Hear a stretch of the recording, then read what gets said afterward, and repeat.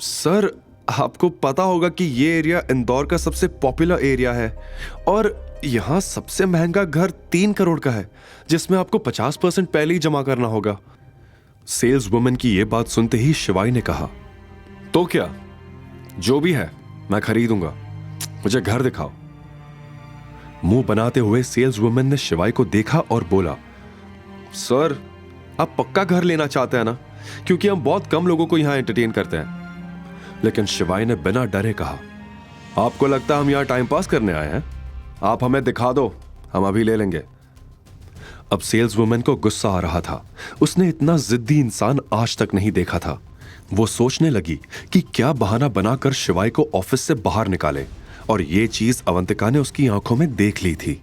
उसने भी झिझकते हुए शिवाई के कान में कहा, अभी यहां से चलते हैं शिवाई, वरना ये लोग हमें धक्के मारकर यहां से निकाल देंगे। अवंतिका तो सच से काफी दूर थी। शिवाई ने उसे बस एक नजर देखा और वो कुछ कहने ही जा रहा था कि उसी समय पीछे से एक तेज चिल्लाने की आवाज आई। मैंने बाहर लोगों को बात करते हुए सुना है कि यहाँ कोई पागल घर खरीदने आया है। शिवाई ने पीछे मुड़कर देखा तो सामने रेखा नंदिनी के साथ खड़ी थी। नंदिनी और रेखा पास की ही एक शॉप में नंदिनी की बर्थडे ड्रेस खरीदने आई थी। लेकिन मुझे बिल्कुल भी उम्मीद नहीं थी कि मेरी बेटी को तलाक देने के बाद मेरा निकम्मा दामाद अचानक इतना अमीर बन जाएगा कि करोड़ों की प्रॉपर्टी खरीद सकेगा। आसपास के लोग भी अब शिवाई को नीची नजरों से देखने लगे थे, लेकिन यह बात अवंतिका से बर्दाश्त नहीं हुई। हालांकि वह शिवाई से कल ही मिली थी, पर इतनी सी मुलाकात में ही उसे यह मालूम हो गया था कि शिवाई एक नेकदिल इंसान है। इसी वजह से उसने दांत पीसते हुए रेखा को जवाब दिया, तमीज से बात करो, अब यह तुम्हारी बेटी का पति नहीं है। अवंतिका को अपने बचाव में बोलते देख शिवाई का दिल भर आया, और शायद ये पिछले 3 साल में पहली बार हुआ था कि कोई उसके लिए भी सोचने लगा था। वो बहुत प्यार से अवंतिका को देखने लगा। ओहो, देखो तो ये भी है। अगर तुम बोलती नहीं तो मुझे पता ही नहीं चलता कि तुम भी यहां हो।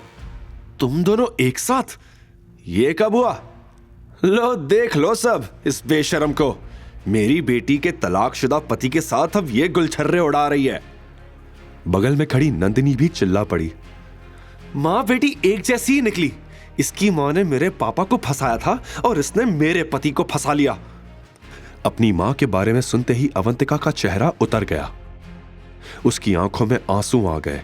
शिवाई ने अवंतिका के आंसू देखकर तुरंत कहा, नंदिनी, पहले तो मैं तुम्हारा हस्बैंड नहीं, एक्स हस्बैंड हूं, और अवंतिका तुम्हारी जैसी नहीं है जो लड़कों के पीछे पैसों के लिए भागे। मुझे तो तुम माँ बेटी की हरकतों से लगता है कि अवंतिका की माँ नहीं, बल्कि आप दोनों बेशर्म हो। शिवाई को भी अपना फेवर लेते देख अवंतिका ने पहली बार एक अलग सा कॉन्फिडेंस महसूस किया। उसे ऐसा लगा मानो अब उसे किसी का डर नहीं, और अब वो शिवाई के साथ पूरी दुनिया जीत सकती थी।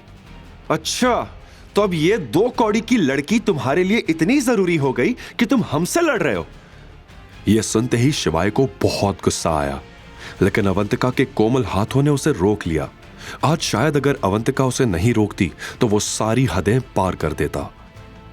How impressive! अच्छा हुआ मैंने तुम्हें डिवोर्स दे दिया। तुम्हारे जाते ही इंडस ग्रुप के जनरल मैनेजर ने इंदौर का सबसे महंगा होटल मेरे बर्थडे के लिए बुक किया है। अब समझे तुम कितने मनहूस थे मेरे लिए। ये कहते हुए नंदिनी और रेखा जोर जोर से हंसने लगी। अगल बगल खड़े लोग नंदिनी को घूरने लगे। ये खबर फ्रंट पेज पर थी, इसलिए सब जानते थे कि इंडस ग्रुप ने पूरा प्लाजा होटल मिस बजाज की बर्थडे पार्टी के लिए बुक किया है। पर वो लड़की नंदिनी थी, ये देखने के बाद वहां खुसुर फुसुर होने लगी।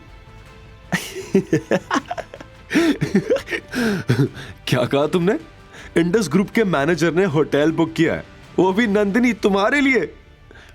नहीं तो क्या, अवंतिका के लिए किया है, नंदिनी चिल्लाकर बोली। शिवाई ने दिनेश को अवंतिका के लिए प्लाजा होटल बुक करने के लिए कहा था, जो हो भी गया था।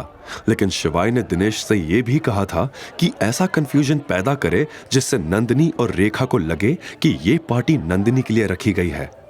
शिवाई इस वक्त अपनी आइडेंटिटी रिवील नहीं करना चाहता था।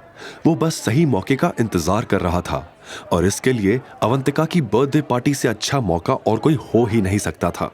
आगे की कहानी जानने के लिए देखिए अगला एपिसोड सिर्फ पॉकेट FM के YouTube चैनल पर। और शिवाय एक विनाशक के सारे एपिसोड्स को सुनने के लिए डिस्क्रिप्शन में दी लिंक से डाउनलोड करें पॉकेट FM ऐप।